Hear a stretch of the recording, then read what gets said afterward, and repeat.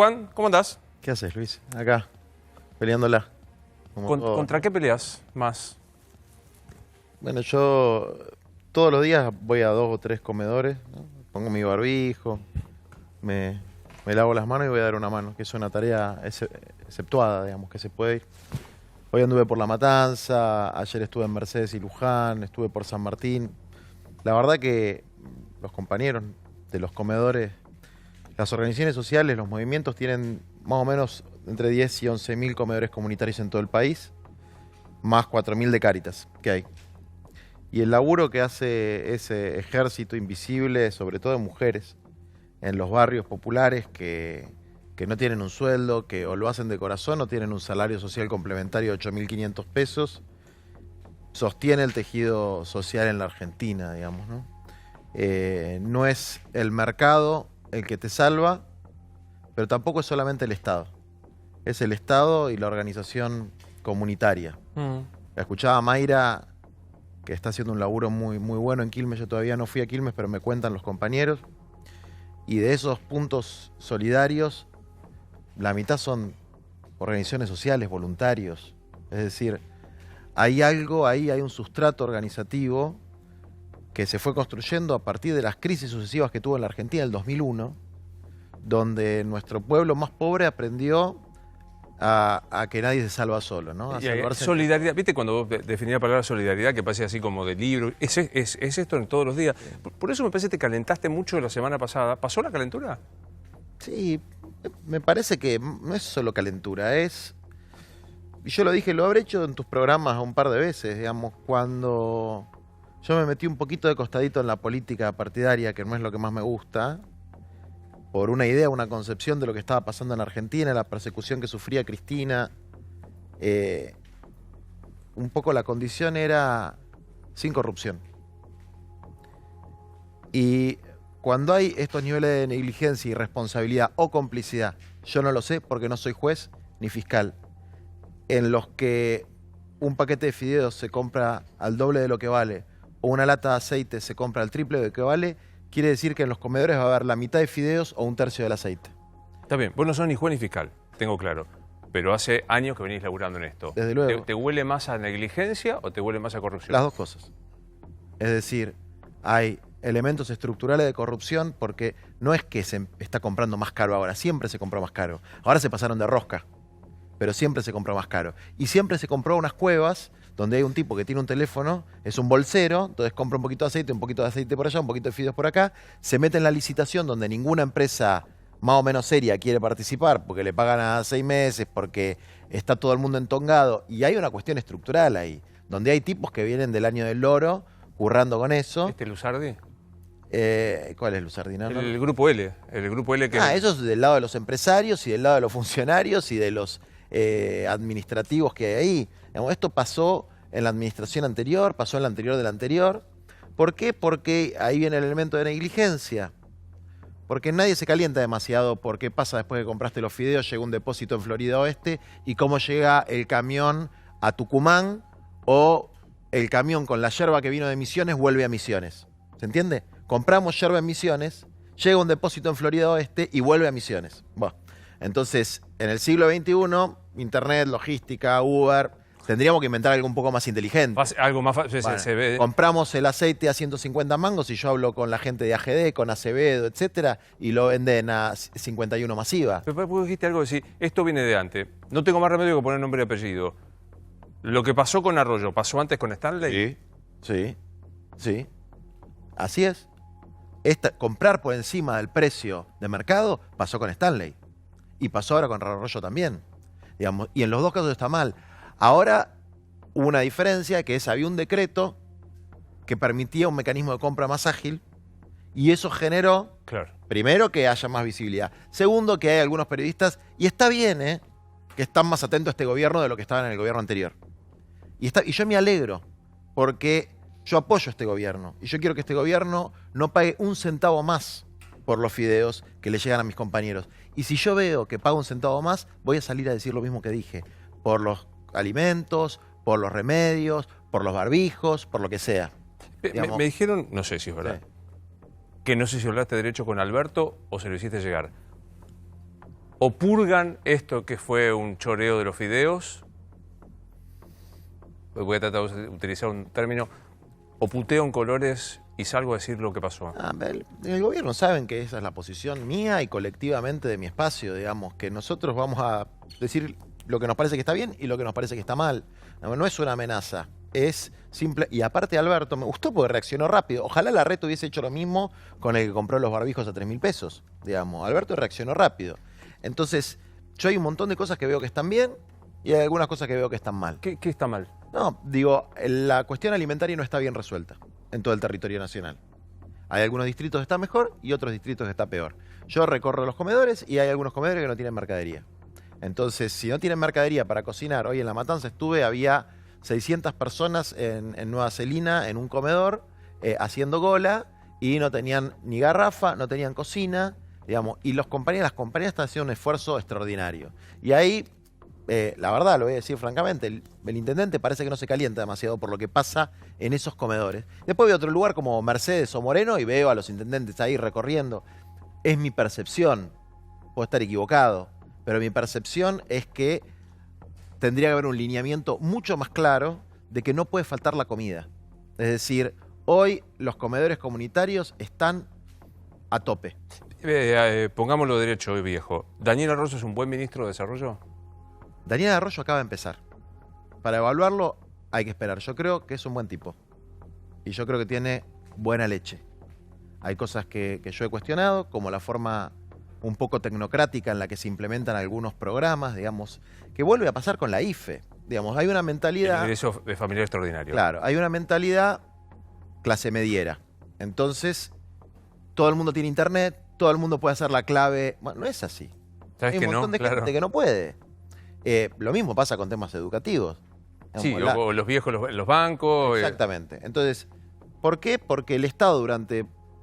Bueno, hubo tierra arrasada. A ver, yo a veces hago críticas y digo, menos mal que no está Macri. Menos mal que no está Macri. Esto sería Brasil, que es catastrófica la cuestión. Y acá todavía no llegamos al invierno. Digamos, no es joda esto. Vos escuchabas recién a tu colega que decía 30.000 muertos. ¿Vos te imaginás 30.000 muertos acá? ¿Vos te imaginás que se colapsan los respiradores en el hospital y vas con tu abuelo y te dicen no, que se muera porque no tengo respirador?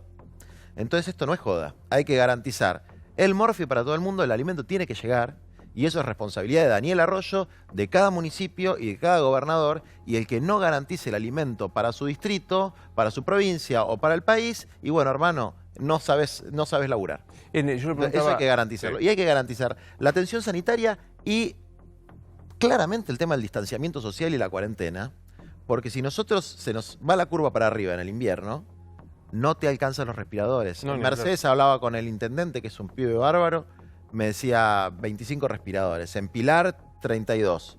Y sí, se te enferman 33. No, claro. ¿Qué haces? ¿Lo dejas afuera? Yo le preguntaba recién a Mayra Mendoza, ¿qué clima hay? ¿Qué sustrato hay? En los territorios donde vos recorres también, ¿qué hay? Porque la verdad que los dejás en casa. Muchos no cobran un mango porque laburan al día. El IFE, el ingreso les cuesta. ¿Qué clima hay? No, mira, la gente tiene mucho aguante y cuando la gente, por lo menos los más humildes, ven que el gobierno se calienta por ellos, aunque la pifien alguna cosa, acompaña. Yo veo que hay, salvo los pibitos que salen un poco, porque no se puede estar en una casa de 2x2 con 5 pibes metido 24 horas, es imposible, es de cumplimiento imposible.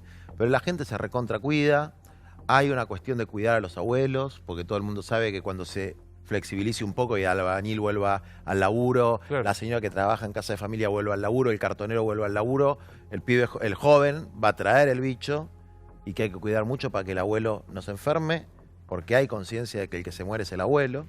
Entonces yo veo que hay mucho cumplimiento, mucha conciencia, más que en amigos míos de clase media alta, de la infancia, que viste, están acostumbrados a hacer su capricho y a no respetar ninguna norma. Entonces ahora están como, se sienten mal, ¿viste? De que no pueden hacer lo que se les canta. ¿Qué es esto que no puedo? Porque además, vos pensás que la libertad ambulatoria, por ejemplo, nadie puede viajar afuera del país. Bueno, es una restricción a la libertad ambulatoria. Ahora, hay gente que lo sufrió mucho tiempo. Los migrantes que querían subir de México a Estados Unidos o los de África que querían cruzar el Mediterráneo.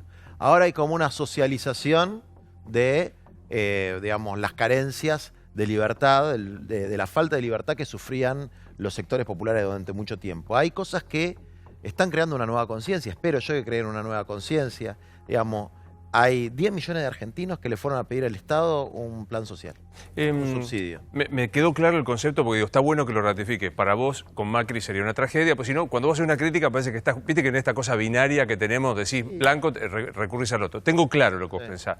El otro día alguien de un movimiento social me dijo, el gobierno de Alberto Fernández es peronista, pero demasiado de Recoleta. Un poquito hay de eso. ¿Qué querés que te diga? Un poquito hay. Pero, insisto, son los buenos de Recoleta. Son los de Recoleta que se calientan por lo de Villa 31. Por ahí no entienden todo, por ahí no conocen cómo funciona el sistema cloacal de la villa, no entienden que es un atmosférico, que por ahí se tapan las cloacas, no entienden que el viejito no tiene un cuarto solo para él o que no funciona internet en todas las manzanas, pero por lo menos se preocupan por el otro. Después hay otra parte de Recoleta que al otro lo mira de arriba, lo mira con asquito, lo maltrata.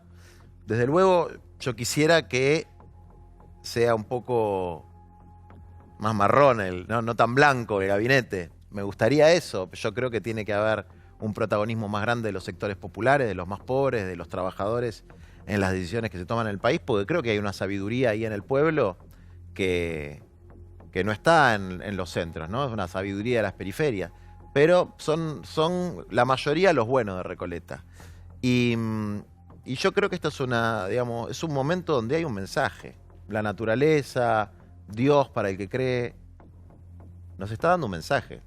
Digamos, hay que parar la pelota, hay que frenar este ritmo frenético de vida que tenemos, hay que pensar si tenemos que estar todos acá amuchados en Capital, en Córdoba, si no es tiempo de pensar en una distribución distinta de la población. Me la vas a tirar afuera como siempre, como cada vez que te hago una nota. ¿Estás hablando con el Papa?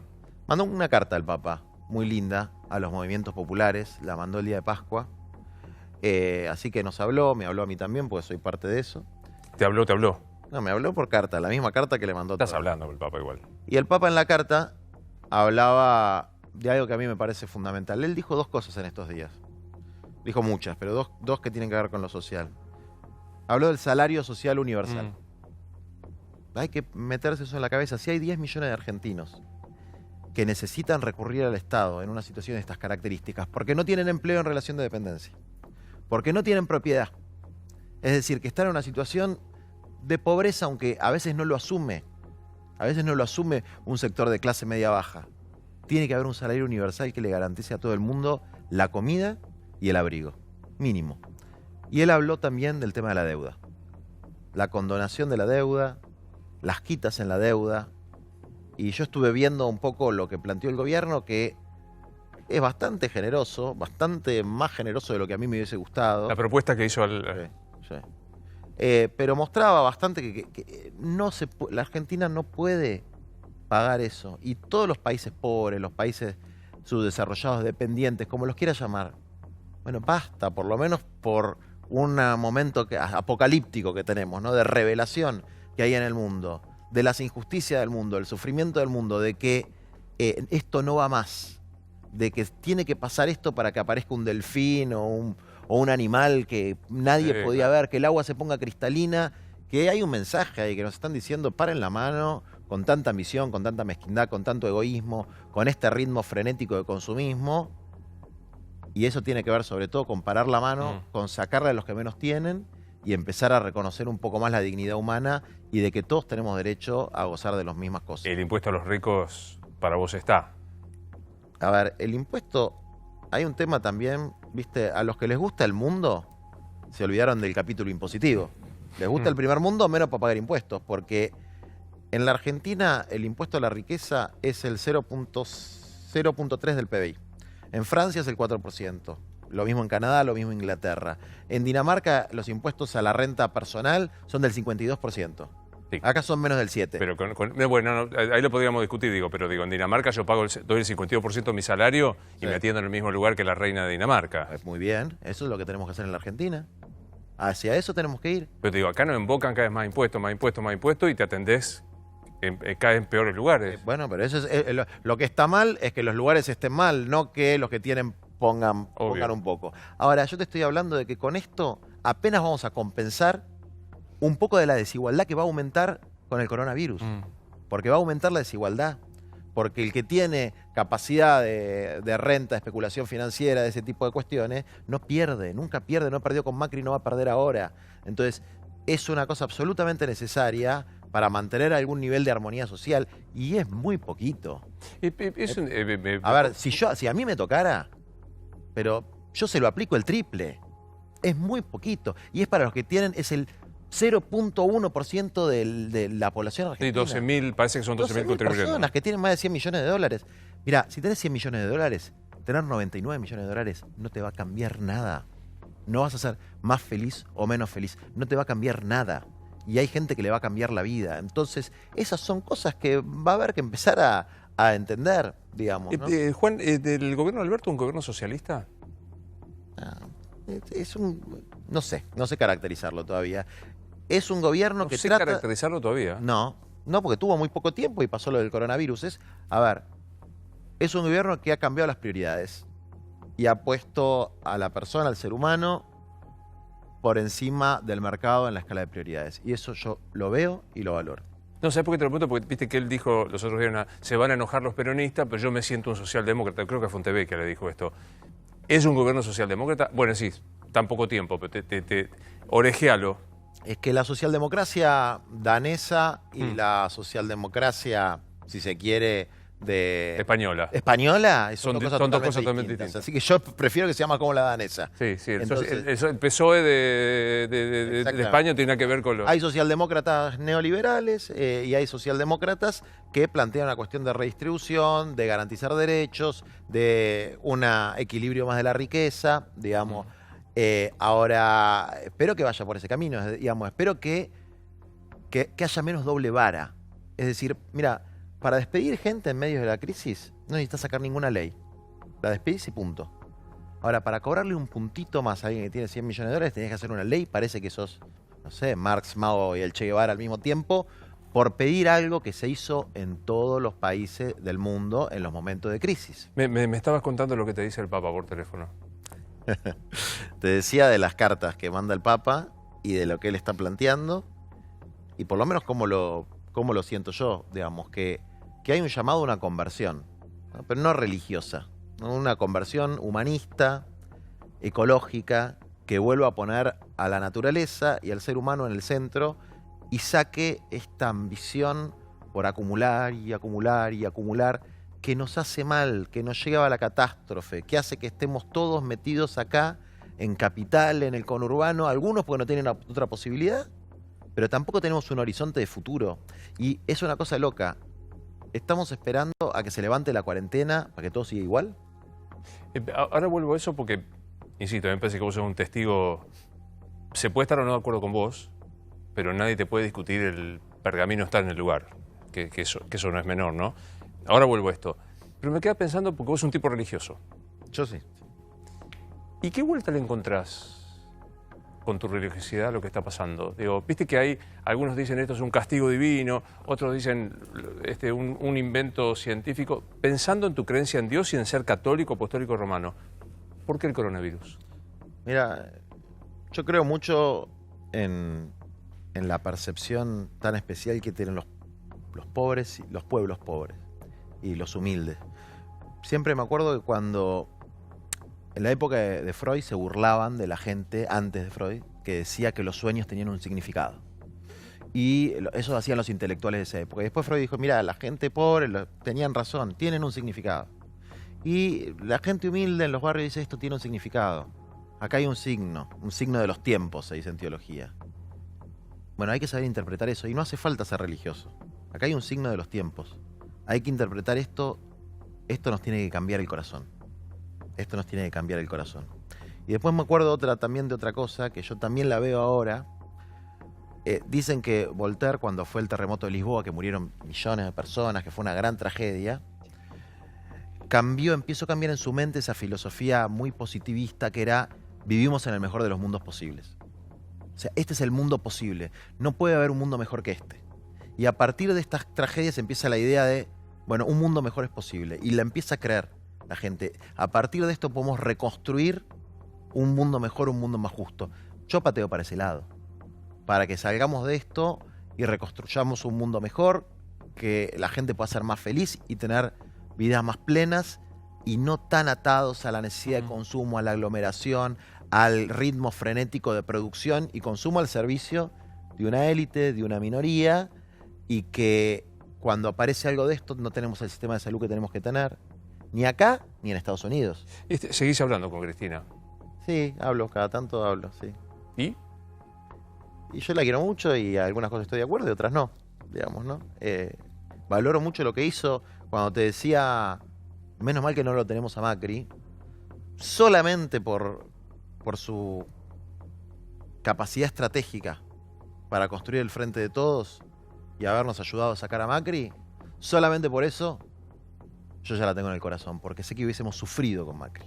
Y ella tiene gran parte del mérito de que hoy tengamos un presidente que puede tener un montón de errores, que puede tener gente que a mí me guste más o menos en el gabinete, pero que se está poniendo el tema al hombro y lo está tratando de pasar con el menor nivel de sufrimiento ¿Quién es el posible. que más te gusta del gabinete? Digamos así, acá sí, acá... No sé, no soy muy fan del gabinete, pero creo que cambiaron las prioridades, creo que es un gobierno donde digamos, el Ejecutivo está planteando un rumbo de buena leche y después cuando pase esto, porque esta tormenta va a pasar, no sé cuándo, va a ser difícil, falta el invierno, yo creo que la vamos a pasar mal, que esto no es joda y que hay que ser conscientes de que va a ser muy difícil.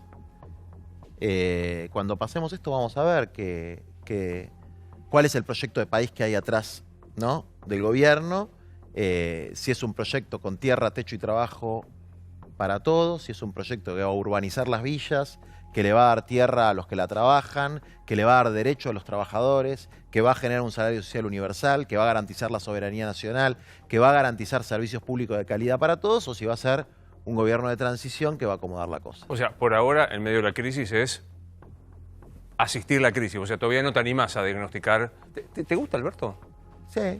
Sí, me gusta más que cuando Cristina dijo que iba a ser candidato, digamos. No te gustó ni...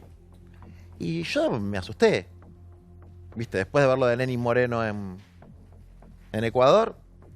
Y la verdad que lo fui conociendo un poco más y veo que se preocupa por las mismas cosas que nos preocupamos nosotros, pero desde una óptica distinta. Está claro. Digamos, ¿no? Desde una óptica distinta. ¿Qué sé yo? Yo veo que hay cosas... El Estado es bobo con algunas cuestiones. Que el Estado no puede comprar fideos, aceite, azúcar y tomate, o que lo compre el triple de Pero lo que eso lo compro no yo. es bobo. Eso, la verdad, como vos decís, hay que ser muy bobo. Y- O chorro. Sí, pero, viste, hay una combinación. Entonces, a ver... O sea, ¿hay bobos y chorros? Sí, y eso es estructural. Es estructural. Porque la licitación se hace mal, que esto... Hermano, son fideos, estamos en medio de emergencia sanitaria. No puedes llamar a las 5 empresas más grandes de cada cosa, hacerle un cupito a las pymes y comprar y mañana que esté. Bueno, No está. no está. Dame un toque, dame un toque. Te decía que lo estás conociendo más, Alberto, y lo estás mirando con atención. ¿Qué tiene que hacer para que te enamores de Alberto Fernández? No, tiene que hacer demasiado. No. Tiene que hacer 1 millón de viviendas, arreglar todos los barrios. Hay 4.400 barrios populares, hay que ponerle agua, luz, cloaca, asfalto.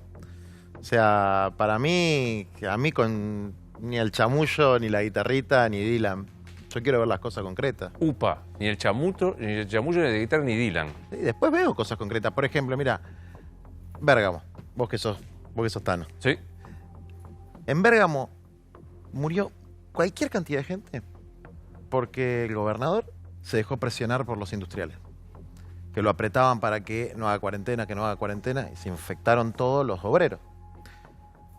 Alberto eso no lo está permitiendo. Yo sé que tiene mucha presión de algunos sectores del poder económico para que flexibilice mucho más la cuarentena. Y con eso se está plantando. Entonces, esas son cosas que yo veo muy bien. Y me doy cuenta y además lo hace inteligentemente, digamos, ¿no? Ahora, para mí, la Argentina ya venía de una catástrofe social. O sea, Macri se fue con, según ellos, el 35% de pobreza, yo creo que alrededor del 40%, ¿no? Más o menos lo mismo. Y ahora debemos estar en el 50%. Hoy debemos estar en el 50%. Y de ese 50%, una porción muy grande de gente que no tiene nada de nada. De gente que comparte una habitación, 5 o 6 personas. No va. Ese sistema no va. Entonces, hasta que eso no cambie, yo no me enamoro de nada. No te enamoras. Hasta que no cambie que los miles de pequeños productores rurales que pagan un alquiler leonino, que son los que producen la fruta y la verdura, tengan su propio pedacito de tierra, a mí no me enamora nada. Y lo que me enamora a mí, ¿sabes qué son? Hoy que estuve en La Matanza, esas 20 mujeres y 5 o 6 pibes que estaban ahí todo el día, desde las 9 de la mañana hasta las 8 cocinándole a sus vecinos. Eso te enamora. A mí me da ganas de llorar cuando veo eso. Y que no se las valora, y que nadie las aplaude a las 9 de la noche, y que a veces hasta tienen que, cuando entregaron el número 600, el tupper 620, y vieron el 621 y no les queda más para darle, mágicamente encuentran un pedazo de pan y le dan. Gracias, Juan. No, gracias a vos.